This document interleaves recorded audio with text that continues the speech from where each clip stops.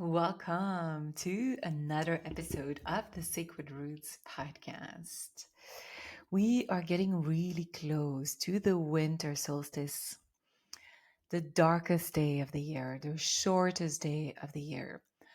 But that also means that we are getting close to the celebration of Christmas.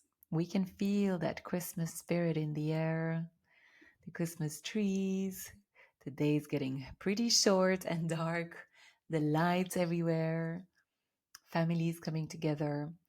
And so I wanted to share this short episode with you where we are going to shed a light on the origins of Christmas. Because Christmas actually existed way before Christmas. Now, what do I mean by that? Christmas is actually a very ancient celebration, and it didn't just start with the birth of Jesus. First of all, we don't really know when Jesus was born. Yes, we celebrate his birth on the 25th of December because this is just a few days after the winter solstice. And what is the winter solstice? It marks the return of the light. It's the return of the sun.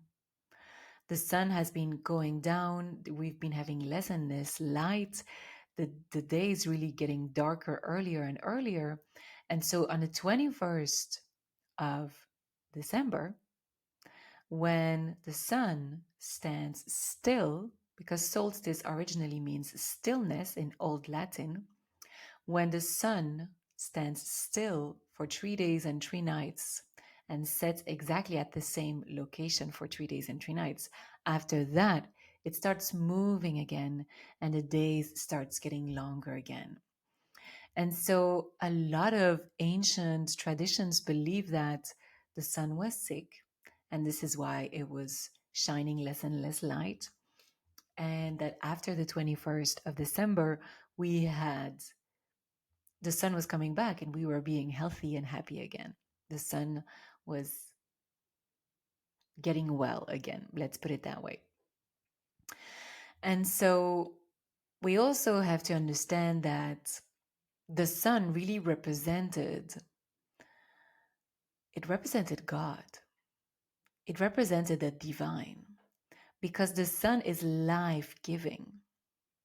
If we didn't have the sun on earth, there wouldn't be any life. And so this winter solstice really marked the return of the divine, the return of the light, the new solar cycle, the end of a chapter, the beginning of a new one. And Jesus really represented that because Jesus was born at a very dark time in the sense that there was a lot of control and power, and the patriarchy was pretty strong already at the time. And he came to bring light and shed a light and change things and talk about unconditional love and have these age old teachings that he actually learned in many ancient mystery schools that were already celebrating what was called Yule at the time, not Christmas. So there's so much to share on this topic. Two more things that I want to share with you before we get into the origins of Christmas, because this is very important for your own soul evolution, for your own personal evolution, is that this return of the sun really represents the divine, like I said, but it also represents your light. We see in human design that the conscious and unconscious sun, it's really two of our main gifts and how we came to shine into the world. For example, my conscious sun is gate 48, which is the gate of wisdom and depth. Well, duh. No wonder. I am obsessed about ancient wisdom and I go really deep. I'm a truth seeker. And then I share that with all of you because I think this truth is deeply empowering. And so your sun in your human design, it just represents your light. And so this return of the sun, the return of the light, it's also the return of your light. How are you going to shine into the world for the next months? It's the return of this masculine energy where we do, where we give, where we put ourselves out there, we allow ourselves to be seen. We've just been in a more feminine season for the past months, which is more introspective, intuitive, going within, receiving, surrendering, allowing something new to be born. Well, that incubation transformation has been going on, and now it's for you to put that out into the world, to shine this new light, this version of you that has evolved through the past months and can serve with even more wisdom and even more power and even more courage. And the second thing that I want to share with you about truly the power of this winter solstice, this time that we are stepping into for the next weeks, the next days, really. I highly recommend that you sit with that, even though you're going to be seeing a lot of people and drinking champagne, maybe, or wine and celebrating. And that is amazing because we love that moment of coming together and celebrating. But take a moment to also go within, because the winter solstice is the darkest day of the year. It's the peak of that feminine energy. And our ancestors knew that because they would have darkness rituals. And actually, on the winter solstice and the days around it, they would, of course, they didn't have any electrical light, so they would live by the candles, but they wouldn't even turn on their candles. They would let the darkness teach to them, guide them. Because I think I've already shared this on the podcast, but I'm going to repeat myself. That's okay, because the more I repeat it, the more you'll remember it. But the darkness has incredible power on our psyche, on our soul, on our intuition. Because when it is darker, our senses are diminished. We see less, we hear less, it's more quieter, we're going to touch less things, our five senses are going to be less stimulated. What happens when we diminish those senses, the other ones open. So your intuition, your clairs are going to be activated during this darker time. And physiologically, what happens in your body is that your pineal gland, which is located in between your two eyes and which is your third eye, your pineal gland is going to start releasing melatonin. So, melatonin is known to be a hormone that helps you sleep. It's getting darker, you start to yawn, you're like, I'm ready for bedtime. Yes, but melatonin does not just help you to sleep, it also helps you to have spiritual experiences because it is going to release certain hormones that help you to be more receptive, more sensitive. And in the darkness, you can perceive more subtle energies that your pineal gland is then going to transform into information, messages, visions, sensations, intuitive hits. And so the winter solstice and the days around it are the most potent days. It's truly an alchemical portal for your soul to receive guidance from the divine, for you to align with who did I come here to be in the next year? How can I show up more? Like you can really pray and meditate and go into an inner ceremony with yourself to set the scene for the next year because it is the most potent time to do it. And this is actually what the ancients were doing. And you're going to see that this actually has a connection with Christmas. So let's get there. Keep these two things in mind, right? Solstice is about the return of your light, and in order to do that in the best way, you are first invited to go one last time, quote unquote. There will be others, but one last time before the end of 2023, I guess, to really go within and let the darkness guide you, because the darkness is going to activate your inner senses, your inner knowing, your intuition, and can give you really, really powerful messages.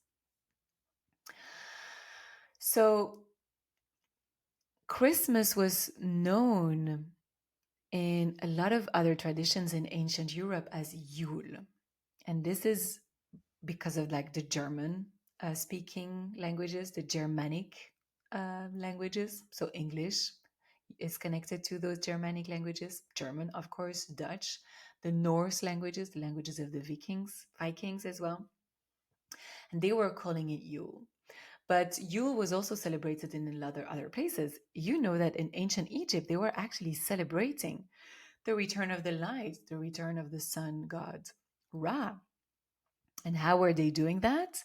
They were taking evergreen branches, so branches of like pine trees or cedar trees, and they would put those in their temples. Yes. In Rome, they would do that as well. In Greece, they would do that as well. Because you have to understand that those trees were the only trees keeping their leaves in the winter. They still are the only trees who keep their leaves. I guess we can call them leaves in the winter. That's why we call them evergreens. So they are this promise of this life that is forever existing, that never dies. Whereas the sun is, it's like the sun is dying and then coming back. And then when we observe life, we see that everything is always changing. The only thing that is permanent is change.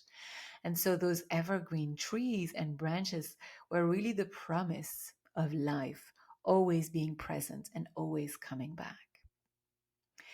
And we observe that we have found paintings everywhere in ancient Europe, in the Mediterranean, that are way, way older than Jesus's birth, that represent those evergreen branches in temples in Egypt, in Greece, in Britain.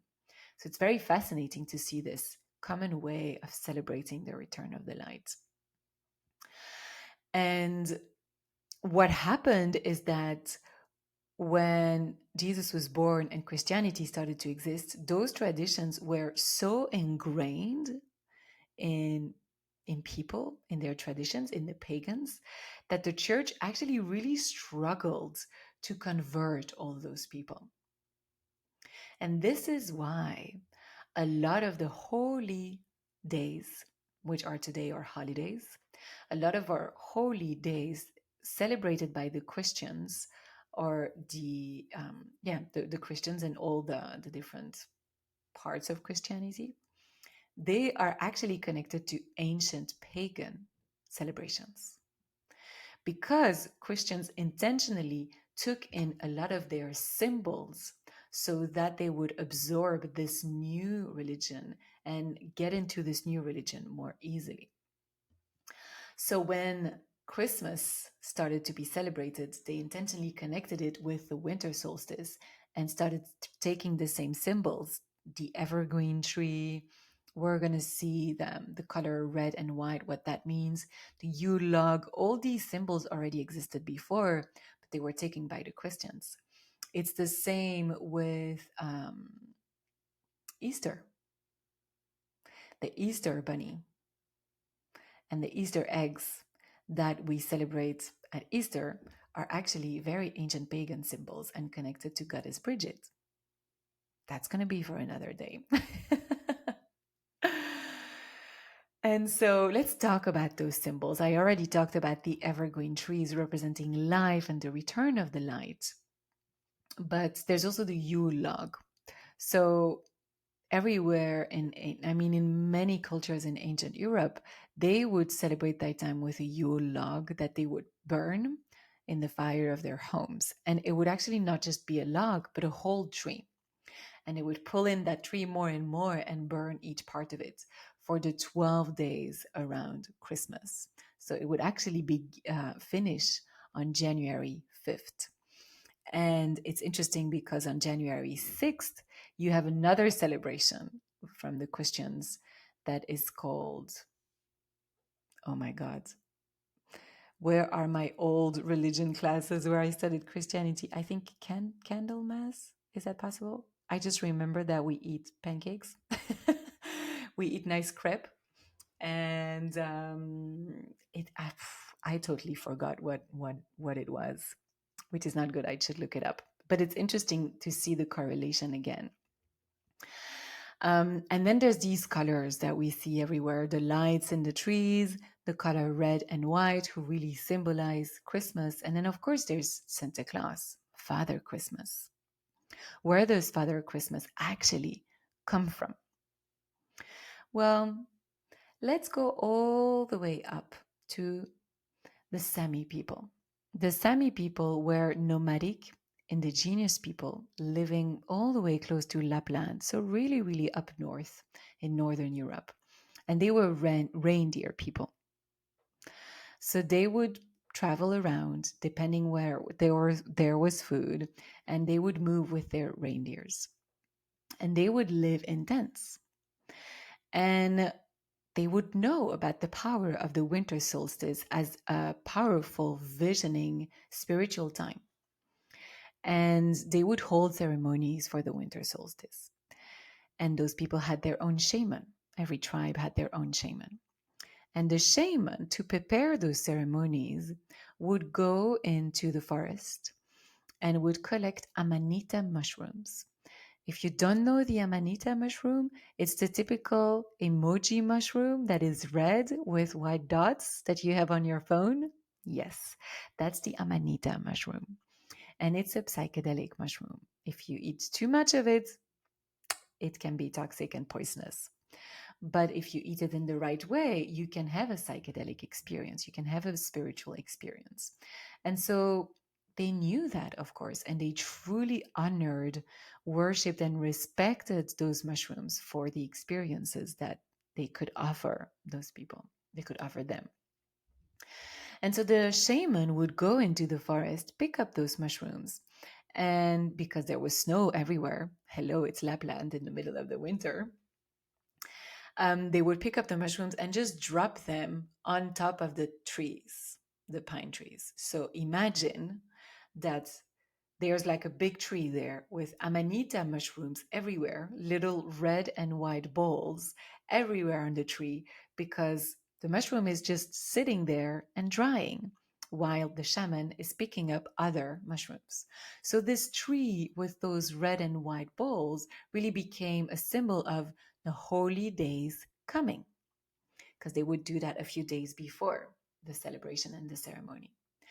And then, once the foraging of the mushrooms was finished, they would take all the mushroom, the shaman would take all the mushroom, bring it back home, put it in socks to make sure that the mushroom would dry more, and put those socks over the fire. So the shaman had a fire with socks filled with amanita mushrooms drying. This is what we're doing with the stockings, right? And then the shaman would go through each home.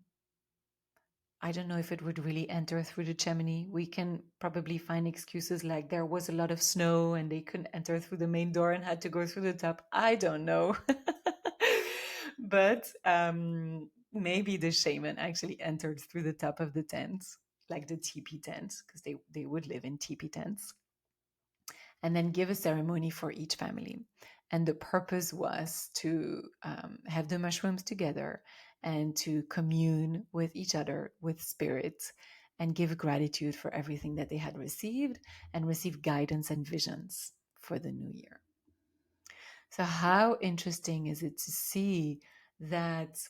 Oh, of course, the shaman, to honor the amanita mushroom, was also dressed in a red outfit with white dots.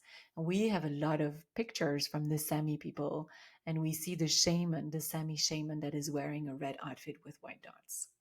Well, this has become our Santa Claus today. It's red and white. He has a big beard. The shaman at the time could be a woman as well. And it enters through the chimney. It gives gifts. There's the stockings. And sometimes the reindeers could maybe eat amanita mushrooms, and so they would jump around and fly. Who knows? But it is interesting to see that Santa was a shaman originally. The true origins of Christmas, even though today it's become very commercial and materialized, Christmas is connected to the winter solstice. It's a spiritual celebration. It's a celebration of everything that we've received. It's a celebration of love. It's a celebration of light, the return of the light. And it's really a time to come together and simply celebrate life. And energetically, we are feeling that love in the air. And it's not just the Christmas tree, the Christmas songs, and the gifts and everything. There's really an energy that is happening on the planet with this diminishing of the lights. Because feminine energy, which is increasing now all the way up to the winter solstice, is deep down, it's an energy of love. The feminine is all about love.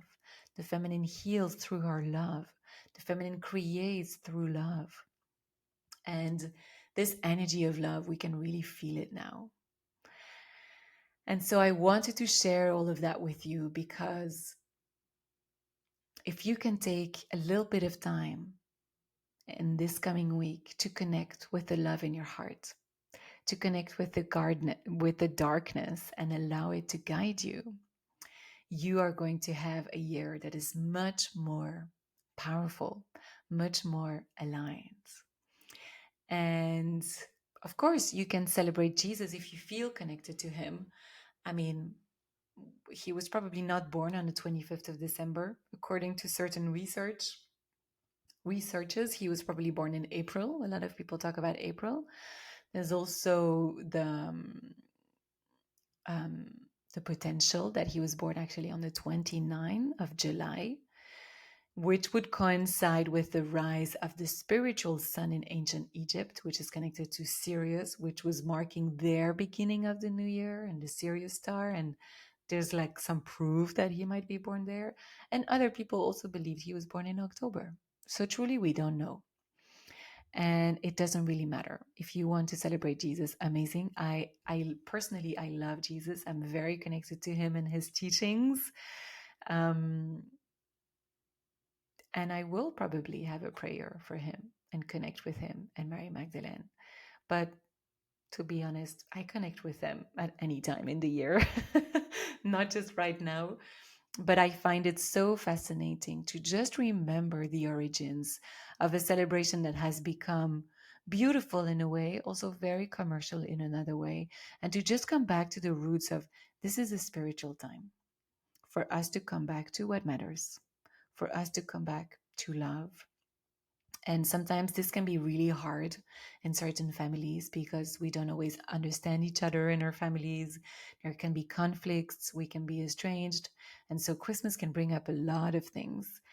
And if that's the case for you, how can you connect with the love that you have for yourself? The love that is present in your life no matter what. And how can you connect with your intuition, with your soul, with the divine, so that you can receive guidance for 2024?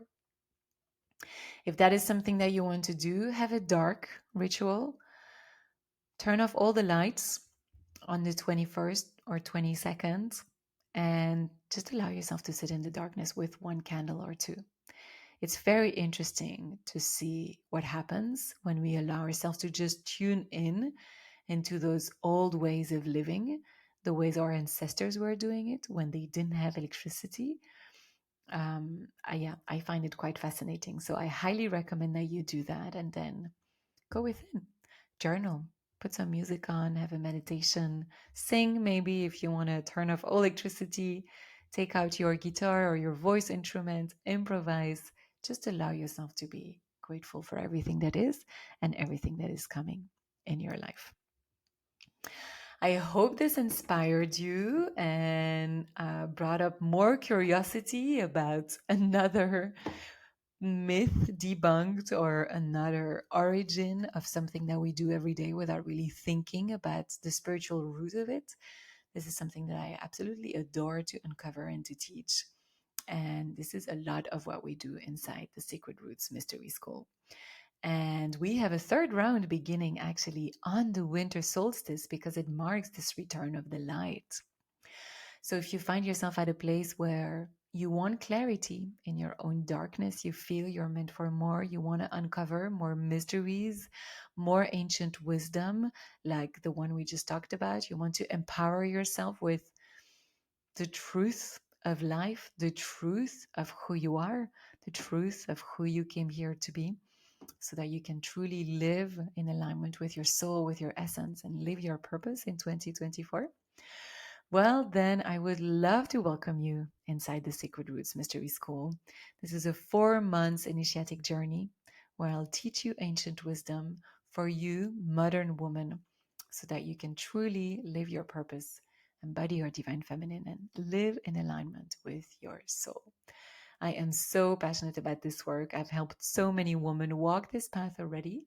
And so if you feel called, just click the link that's in the show notes of this episode or reach out so we can have a chat and see if this is aligned for you. We're starting on Thursday and we'll start with a winter solstice ceremony, of course. And then most of the videos are pre-recorded. There's also live Q&As, other ceremonies, and there will be a retreat as well. You can find all the details in the show notes of this episode. Thank you so much for listening to me. Merry, merry celebrations around the return of the light. Many blessings to you. Happy winter solstice. And I will see you in a new year.